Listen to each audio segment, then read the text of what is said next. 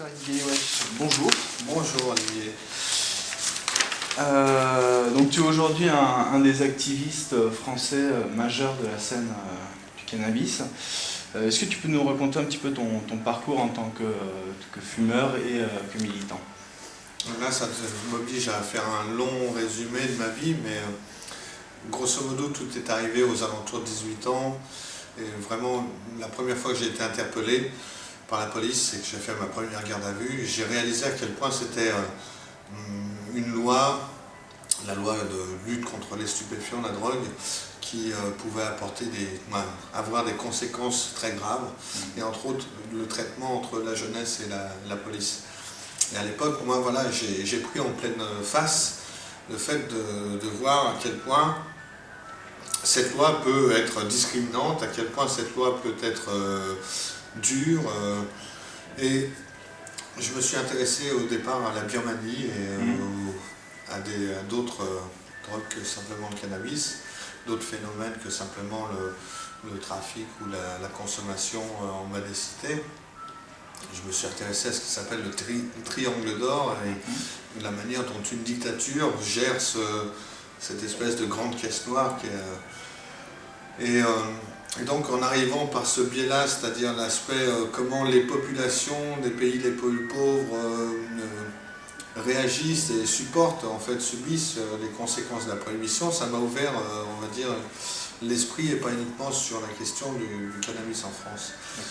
Au cours des 15 dernières années, donc j'ai adhéré au Vert parce que en adhérant à un parti politique qui défendait, selon moi, les thèses que j'essaie de porter, c'était une manière d'essayer de faire avancer les choses. J'y suis resté 12 ans. Et en fait, en 2009, j'ai constitué une liste pour les élections européennes qui s'intitulait Cannabis sans frontières. Et donc j'ai quitté les Verts. Et c'est vrai que mon parcours militant, pour le résumer, c'est avant tout un parcours de militant de la solidarité, de la défense des droits de l'homme, qui petit à petit a glissé vers un militantisme plus politique. Et donc là, pour le coup, je dois finir quand même ma présentation en expliquant que j'ai présidé l'ENCODE, la coalition européenne des ONG pour une politique juste et efficace entre 2002 et 2006, et que au sein de l'ENCODE et en travaillant dans ce réseau d'ONG, ça m'a permis de mieux appréhender les enjeux de la politique des drogues, pas uniquement au niveau franco-français, mais au niveau européen et international. Et pour finir mon portrait, j'ai tenté d'initier depuis 2001 en France la marche mondiale du cannabis, ce qui est donc par définition mondial. Et donc c'est très important de se mettre en lien avec d'autres gens qui font d'autres choses et de montrer qu'on est unis pour avancer. Et donc cette date du premier samedi du mois de mai, où on manifeste partout dans le monde pour la défense des droits des usagers du cannabis et surtout la défense du cannabis, c'est une manifestation qui a lieu dans plus de 200 villes du monde et ça serait bien que ça s'amplifie encore. Voilà à peu près pour mon parcours militant, mais je pourrais en rajouter encore quelques lignes. Par exemple, aux élections législatives, là, dernièrement. Je vais y venir après. Bon, bah, si tu veux, on en parle. Donc cet été, on a pu assister à la médiatisation, bien que très discrète, du Cannabis Social Club de Tours. Il y en a d'autres qui existent un peu partout en France. Est-ce que tu peux un peu nous en parler, parce que c'est absolument pas relayé par les médias. Donc, petite présentation du Cannabis Social Club. Combien de temps? Est-ce qu'ils sont officiels? Tout ça. Le concept du Cannabis Social Club, c'est quelque chose qui a été travaillé, réfléchi, élaboré par l'ENCODE. Et c'est vrai qu'au sein de l'ENCODE, on a principalement lancé cette initiative au travers des pays où les législations sont un peu plus ouvertes ou un peu plus tolérantes. Et donc, au départ, on a pas mal de Cannabis Social Club qui se sont développés en Espagne, et aujourd'hui, c'est aussi en Belgique le cas, mais c'est parce que là-bas, les lois sont un peu plus tolérantes, et donc on a ces expériences-là qui ont donné envie, quelque part, aux consommateurs, aux usagers français, de se prendre par la main et de s'organiser. Le principe général du Cannabis Social Club, pour le résumer, c'est, si possible, avoir un cercle de production privé, donc ça veut dire limité à l'ensemble de ses membres, et dans le cadre de ce cercle de production privé, on a déterminer en fonction des besoins de chacun la production à obtenir pour satisfaire l'ensemble des membres. Et donc il y a un des principes essentiels, c'est de dire qu'on est dans une association à but non lucratif. Et que le principe du Cannabis Social Club, c'est pas de promouvoir l'utilisation de la consommation du cannabis, mais d'essayer de promouvoir une bonne façon de le consommer et d'une certaine manière, en auto-organisant la production, en auto-organisant la consommation, c'est de faire du bon conseil sur la nature des produits, sur la manière dont on peut l'utiliser. Et donc il y a aussi une fonction de prévention importante. Donc c'est tout un ensemble. Et aujourd'hui en France, donc, comme tu le disais, depuis le mois de juin, il y a eu un appel, il y a eu un certain nombre de coupures de presse qui ont relaté cette initiative. Alors, comme tu le rappelles, c'est principalement les amis de Tours qui sont à l'initiative et qui essaient tant bien que mal de coordonner. Il y aurait aujourd'hui à peu près une centaine de clubs qui seraient prêts à se déclarer selon les principes édictés par les qui sont déjà en état de marche. Alors c'est ça le truc, c'est que moi généralement j'ai l'habitude de dire, voilà, de facto, depuis que N-Code essaie de promouvoir les Cannabis Social Club, je dis que de facto, les Cannabis Social Club existent en France. On a des clubs d'affinité, des gens qui se connaissent et qui essayent d'organiser leur production, sauf qu'ils s'ignorent.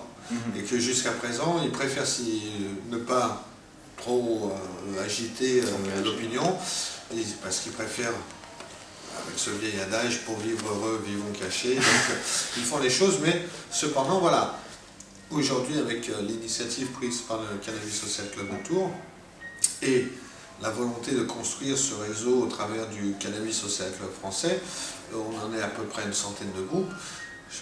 Il y a encore quelques mois, on n'aurait pas imaginé ça. Aujourd'hui, on est face à un mouvement qui va prendre de l'ampleur, et comme je l'expliquais tout à l'heure, y compris le Parti Socialiste, dans son prochain congrès, va devoir se positionner sur une résolution qui présente cette solution des cercles privés de consommation et de production du cannabis. D'accord, donc tu penses que dans le quinquennat là, qui va se passer, il va y avoir une évolution de toute façon?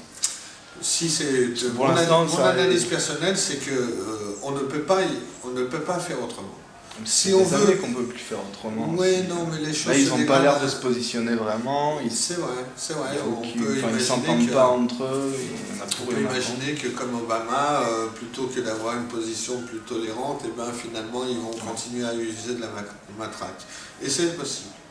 Simplement, je pense que, et c'est ce qu'on voit avec, depuis 3 mois, l'émergence de Cannabis Social Club en France, je pense qu'il y a un tel ras-le-bol, un tel niveau de volonté de sortir de cette hypocrisie qui, au final, bon, voilà, la prohibition, on se donne raison à bon compte, on a la morale pour soi, mais au final, voilà, il y a des meurtres. Aujourd'hui, on voit la situation de Marseille. À Sevran, tu as un maire qui dit voilà, j'en peux plus, il va falloir faire appel au casque bleu. Donc, on est dans un niveau aujourd'hui de violence et de trafic qui fait que ça peut devenir beaucoup plus problématique de le gérer. C'est ce qu'on essaie d'expliquer dans le journal RBH. C'est de dire qu'on a à un moment il faut arrêter de continuer dans le mensonge. Il faut présenter les choses sous un jour véridique. Si on veut vraiment protéger les jeunes, il vaut mieux leur donner la bonne information sur la nature du produit, sa composition, éventuellement des conseils sur la meilleure forme d'utilisation. Et tout ça, on ne peut pas. Aujourd'hui, n'importe quel dealer va toujours vendre la meilleure des câbles. Et même si elle est frelatée, pleine de saloperies, ben, ça sera toujours la meilleure. Et ça, c'est grave, parce qu'aujourd'hui, on voit qu'en France, on est quand même le pays champion d'Europe pour la prévalence de l'usage, c'est-à-dire qu'on a la moyenne d'âge la plus basse de première utilisation du cannabis, et ça devrait nous interroger sur le modèle purement prohibitionniste, purement répressif, qui finalement a des effets contraires, délétères et complètement catastrophiques. Est-ce que la création de ces clubs sociaux, plutôt que des clubs commerciaux, c'est pas un risque aussi pour les cultivateurs traditionnels comme au Maroc, en Inde ou d'autres parties des pays du Sud? C'est vrai que là, on est dans un modèle, d'auto-organisation, on va dire dans un cercle restreint, et on pourrait imaginer que pour des petits producteurs qui vivent au loin et qui pour le moment étaient on va dire, pieds et poings liés avec les organisations criminelles, on pourrait imaginer que ça puisse leur porter préjudice. Mais on pourrait aussi imaginer que si on a une tolérance pour l'auto-organisation de l'autoproduction, on pourrait imaginer une extension vers un système dit de commerce équitable. Pour l'instant, la tendance, c'est plutôt l'Europe laisse faire des clubs sociaux.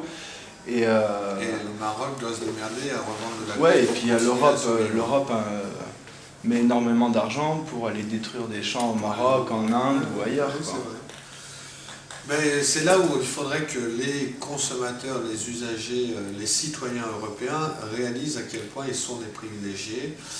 Moi, par exemple, dans le modèle que je défends de légalisation, je dis qu'il faut limiter les surfaces de culture pour tout le monde en France, pour multiplier le nombre d'acteurs dans la production, mais à la fois, je pense qu'il faut aussi limiter les quantités d'importation. Et ne pas interdire l'importation. Si toi tu veux venir, voilà, tu reviens d'Afghanistan, tu veux revenir avec du hashish pour éventuellement te faire un peu de beurre et puis te reprendre un billet pour repartir, je pense qu'il faudrait permettre ce commerce-là. Permettre le fait que chaque individu puisse, entre guillemets, ramener et déclarer en douane 5 kilos par an, et comme ça multiplierait le nombre d'acteurs, et puis ça permettrait d'avoir sur le marché des produits qui viennent d'ailleurs, si possible en se donnant un certain nombre de principes dits du commerce équitable, en essayant de privilégier ça. Mais toutes ces idées-là, dans l'immédiat, on a du mal à en parler parce qu'on en est encore très loin, et c'est vrai que le risque qu'on a, c'est de penser que la légalisation et la dépénalisation, que dans l'intérêt des consommateurs français, des usagers français, alors que la question elle est quand même beaucoup plus large et beaucoup plus intéressante à résoudre si on ouvre nos œillères. Sinon, les Français ont beaucoup de mal quand même à s'organiser sur cette question du cannabis, par rapport à d'autres pays voisins ou moins voisins, comme aux États-Unis, comme ça. Comment ça se fait et combien de personnes à peu près aujourd'hui s'engagent pour des actions concrètes? Là, tu demandes à ce que je révèle des secrets de... Ouais. Non, mais c'est vrai qu'en France, le mouvement est très clairsemé, très diffus. Il y a des gens qui travaillent beaucoup dans leur coin.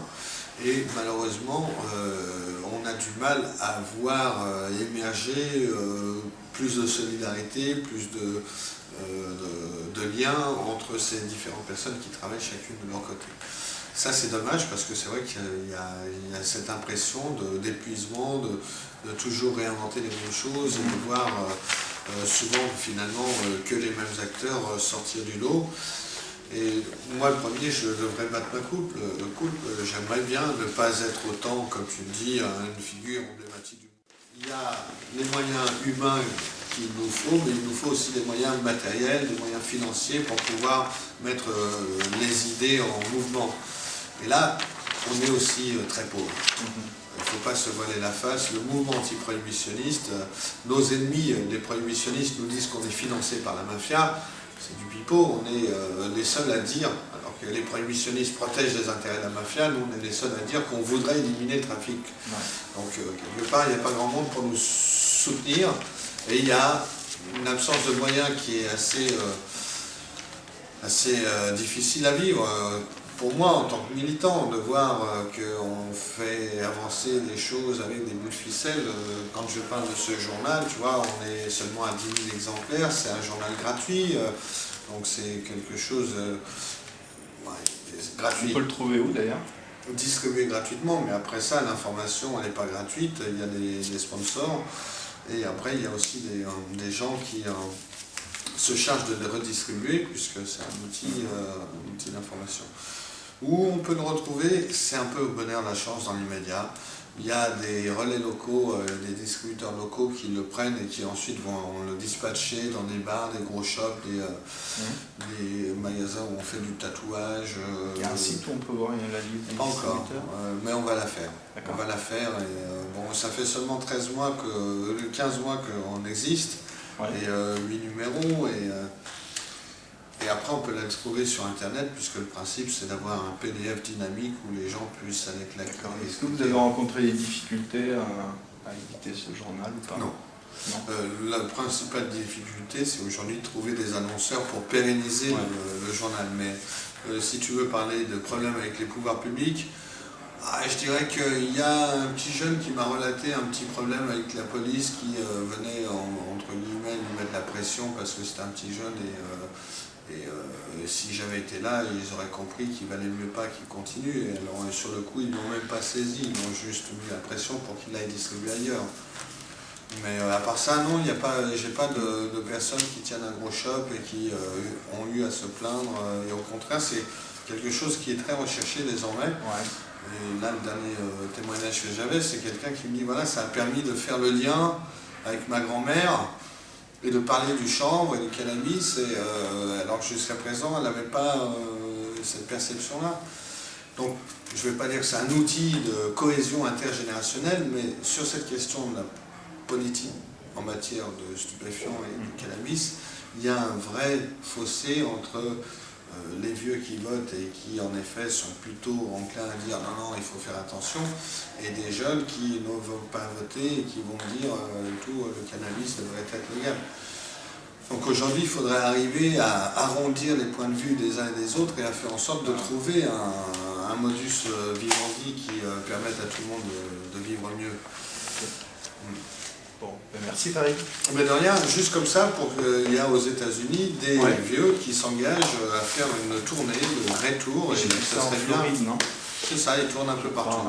Et ça serait bien qu'en France et en Europe, il y ait des personnes retraitées qui se prennent en charge et pour dire on n'est pas que les 68 ans attardés, aujourd'hui on se soigne avec du cannabis et voilà comment on peut envisager le cannabis autrement. Qui éventuellement y étaient opposés il y a quelques années. Voilà.